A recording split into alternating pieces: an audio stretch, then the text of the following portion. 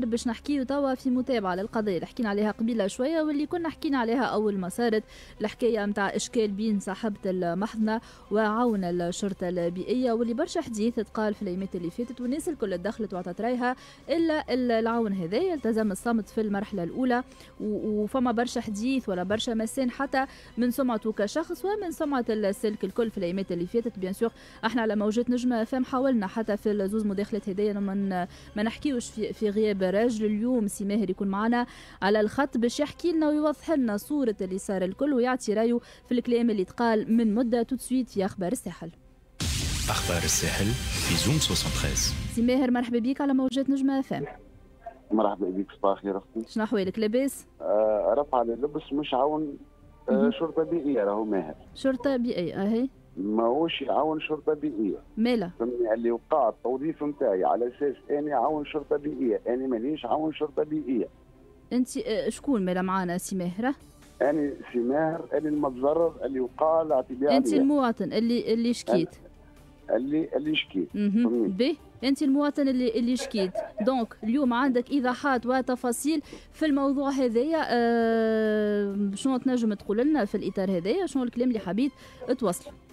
الكلام اللي حبيت نوصل اني الناس الكل كي خرجت في لي ريزو سوسيو، الناس الكل كي خرجت في الاذاعات، والناس الكل كي تكلمت واني التزمت الصمت وما تكلمت حتى كلمه، وتبعت منهج القضاء. في الاعتداء اللي صار عليا الياني سن مكسر وضرب على عيني شبكيه مقطعه. والعباد هبطت عليا بوابل كبير من السب والشتائم، فهمني؟ يعني هاو عينه لاباس عليها، هاو فمه مخوخ، هاو ما نعرفش شنو. وصفوني بابشع الاوصاف. يعني تقول ابليس هبط الملائكه قعد يضرب فيها.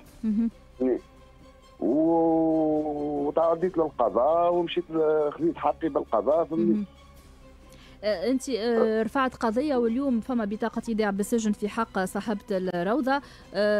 قبيله ما نعرفش تبعت معنا انت المداخله نتاع مدام سعيده. المداخله نتاع مدام سعيده ونتاع سي جمال. سي جمال علاش انا حبيت ناخذ حق الرد في الموضوع هذايا، ما كنتش باش ناخذه لولا اني نرى في ردود الفعل نتاع العباد اللي هبط في لي كومونتير. راهي وصفتني بابشع الاوصاف.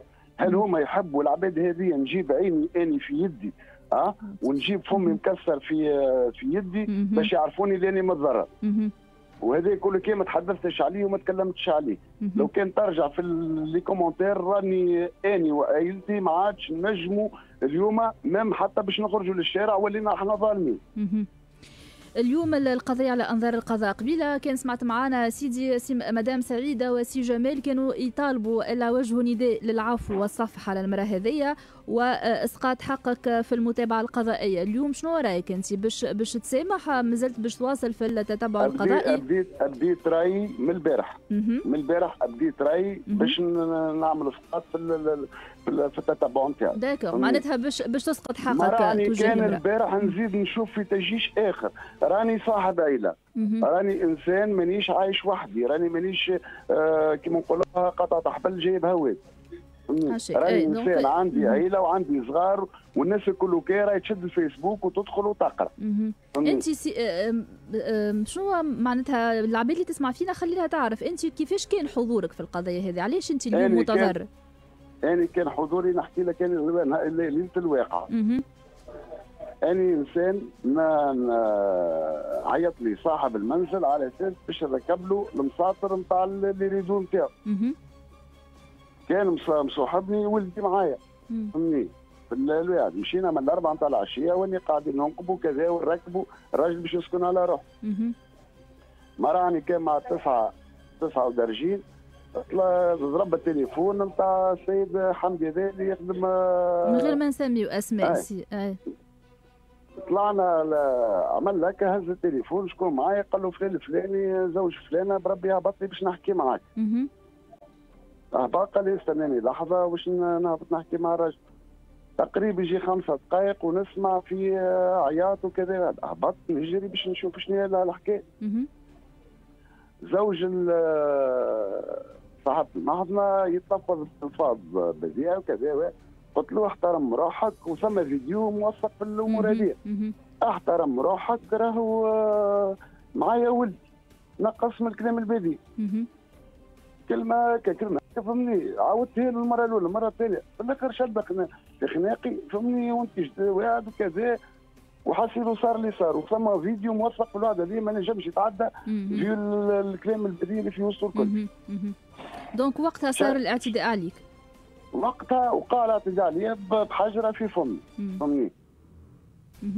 طلبنا الدوريه الامنيه كذا، جات هذا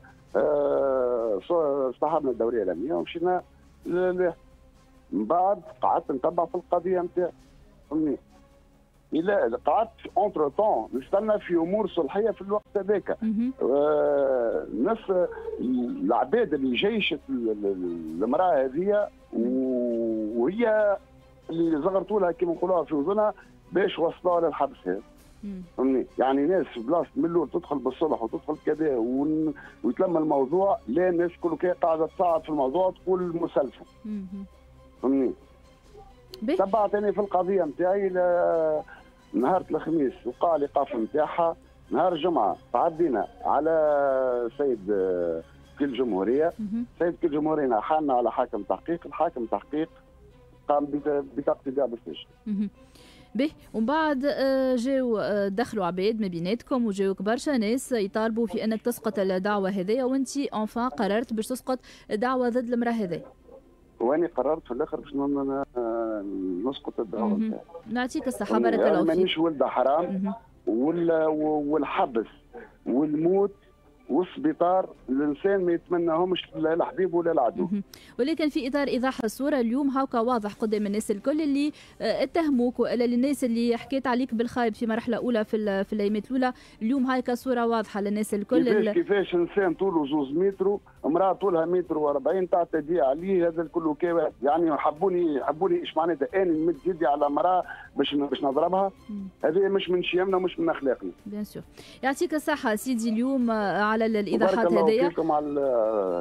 مرحبا. احنا حاولنا في الايامات الاولى ناخذ كل الاطراف باش تكون الصوره واضحه للمواطنين الكل. اليوم هاكا في اطار حق الرد، المواطن الشاكي بصاحبه الروضه يعلن على قراره باسقاط التتبع العدلي في حقها ويحكي تفاصيل اللي صار. دونك هاكا للناس الكل الصوره واضحه نورمالمون. حابين يكونوا معنا عاون الشرطه البيئيه. قبيله زملاء من قسم الاخبار يقولوا لي باش يتدخل معنا، ذاك علاش قدمناه المواطن هذا على اساس هو عون الشرطه البيئيه. بيان سور ديما سي ماهر حق رد مكفول تنجم تدخل معنا، واحنا رانا كلنا حاولنا، وانا كلمت برشا مرات شكون من الجهاز هذايا للتدخل وايضاح الصوره، ولكن للاسف ما نجموش نتحصلوا على شكون، والا ما فماش سبل التواصل ساعات ما يحبوش يحكيوا في الموضوع هذايا. نتفهموا بيان سور ديما التكتم ولا تحفظ في مثل هالامور هذايا، ولكن حق رد مكفول لكل شخص تجبد في القضيه هذه. شكرا لكم الناس الكل.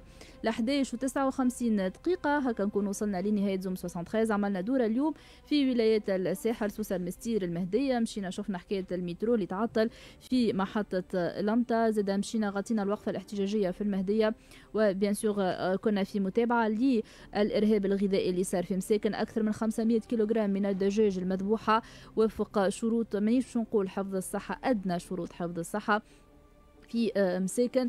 سيسوا رواحكم ما تشريوش من اللي يجي وما تشريوش كل شيء يجي على بالكم، على خاطر ساعات نشتهيو بالريحه البرا حتى كدجاج روتيا نشتهيو كي نشموا الريحه ما راهو ما خفيه كان اعظم، ما تعرفش كيفاش مفوحه والا كيفاش منظفه ولا كيفاش مذبوحه الدجاجه هذيك. دونك ديما في الدار يكون اسلم وانظف للناس الكل، خاصه مع ظرف الوبائي اللي نتعداو به. ميرسي بوكو للعباد اللي عدلت الموجه على 88 95 9 من سوسه المستير والمهديه. نص نهار بالضبط غدوه ان شاء الله نرجع لكم في مواضيع جديده.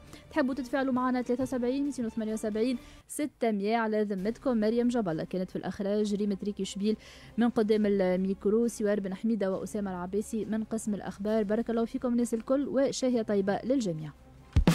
تابعوا نجم FM في المستير والمهديه على 88 9.